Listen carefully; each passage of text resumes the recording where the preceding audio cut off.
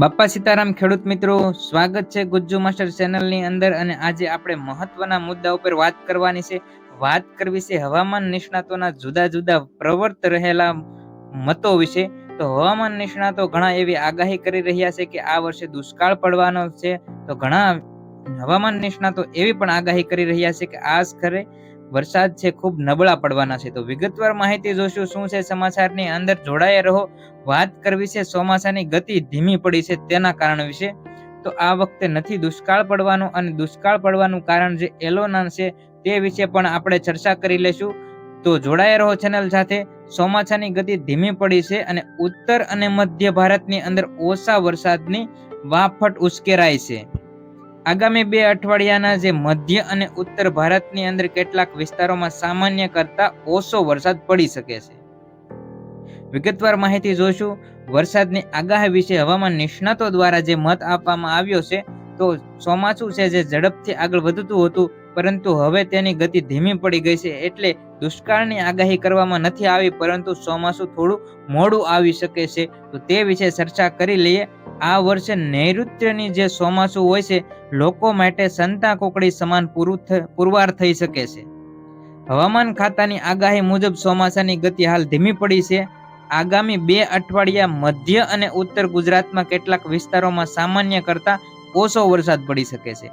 ખેતરોની અંદર વાવણીનો સમય નજીક આવતા ખેડૂતોની અંદર ચિંતા વધી છે, પરંતુ વેસ્ટર્ન ડિસ્ટર્બન્સને કારણે આ વખતે ચોમાસાની ગતિ ઘટી ગઈ છે.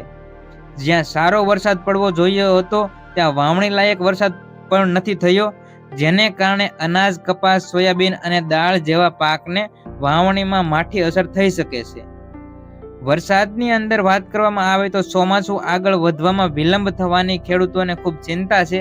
ચોમાસું ધીમું પડતા વરસાદી ખેતી માટે ચિંતામાં વધારો થયો છે. જો કે દક્ષિણ મહારાષ્ટ્રની અંદર વાત કરવામાં આવે તો કેટલાક વરસાદની અંદર સારો વરસાદ પડી ચૂક્યો છે. આથી અહીંના ખેડૂતો માટે ચિંતા કરવાની જરૂર નથી. તો વાવણી લાયક જે વરસાદ ન થતા અનાજની વાત કરવામાં આવે તો કપાસ, સોયાબીન અને દાળ જેવા પાકોની વાવણીમાં માઠી અસર થવાની આગાહી કરવામાં આવી છે. લોકોને મહિનાને અંતે સારા વરસાદની આશા પણ હવામાન નિષ્ણાતો દ્વારા આપવામાં આવી છે. તો શરૂઆતની અંદર ચોમાસું નબળું રહેશે, પછી ક્યારના સમયથી વરસાદ સારો રહેશે તે વિશે પણ ચર્ચા કરી લઈએ. તો આ વર્ષે કેરળની અંદર ચોમાસું 3 દિવસ મોડું આવ્યું હતું. આ પછી તેની ગતિ ધીમી પડી ગઈ છે. આથી જૂનના પહેલા 10 દિવસમાં જે દેશના સામાન્ય કરતા 26.5% ઓછો વરસાદ પડ્યો છે. જો કે આવી સ્થિતિ વધુ દિવસ નહીં રહે. જૂનના છેલ્લા અઠવાડિયામાં ચોમાસું ગતિ પકડી લેશે તેવી આશા રાખવામાં આવે છે.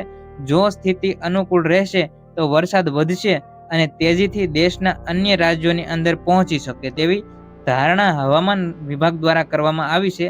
હવામાન નિષ્ણાતોના મત મુજબ શરૂઆતના દિવસોની અંદર વાદળછાયું વાતાવરણ તેમજ આશા સ્વરૂપમાં એટલે કે ઝાપટા સ્વરૂપે વરસાદ આવી શકે છે, પરંતુ જે જૂન મહિનો છે તેનો જે અંત ભાગ આવે છે ત્યારે ચોમાસું જોર પકડી લેશે. ત્યારબાદ વાત કરવામાં આવે તો દેશના અન્ય રાજ્યોમાં પણ આજે ચોમાસું પહોંચે તેવી ધારણા છે. જો મહિનાની આખરમાં જો સારો વરસાદ પડશે તો વાવણીમાં પણ વધારો થશે અને ખેડૂતોની ચિંતામાં રાહત મળવાની રહેશે. ત્યારબાદ સમાચારમાં આગળ વાત કરીએ તો પશ્ચિમના દેશોમાં જે યુદ્ધ ચાલી રહ્યું છે તેના ઉપર કરી લઈએ ફટાફટ એક નજર. તો 9 જૂને થયેલી જે અમેરિકી હેલિકોપ્ટર અને ઈરાની ડ્રોન વચ્ચેની જે ટક્કરને પગલે સ્થિતિ ખૂબ આકરી બની ગઈ છે. તેણે અટકાવી ગયેલા જે આ યુદ્ધના અગ્નિની અંદર ઘી રેડવાનું કામ કર્યું છે.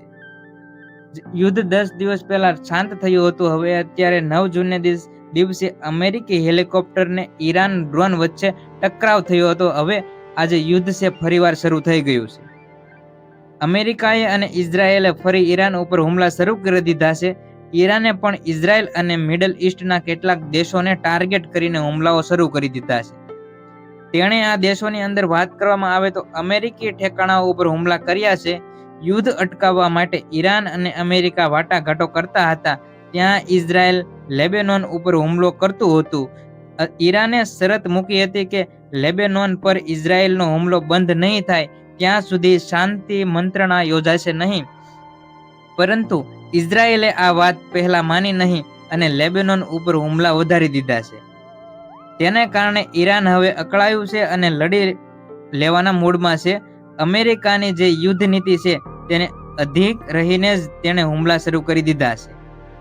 અમેરિકા પોતાની જાતને કોઈ પણ સ્તરે નબળું સાબિત કરવા માંગતું નથી. યુદ્ધ સમાચારને આપણે જોયા કે ફરીવાર યુદ્ધ શરૂ થઈ ગયું છે, તો યુદ્ધને લઈને વાત એમ મુદ્દાની કરવાની થાય છે કે જો 10 દિવસ અત્યારે યુદ્ધ શાંત હતું, 10 દિવસ પહેલા અંદાજિત 15 દિવસ આ યુદ્ધ ચાલ્યું હતું પશ્ચિમના દેશોમાં.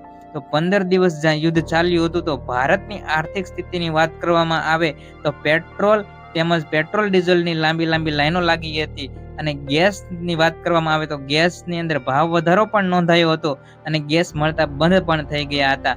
હોટલોની અંદર રજાઓ જાહેર કરી દેવામાં આવી હતી અને લાકડાનો ઉપયોગ પણ ચાલુ કરી દેવામાં આવ્યો હતો. તો ફરીવાર આ યુદ્ધની શરૂઆત થઈ ચૂકી છે અને હવે ભારત ઉપર આર્થિક કટોકટીનો સામનો કેવો આવશે તે જોવું રહ્યું.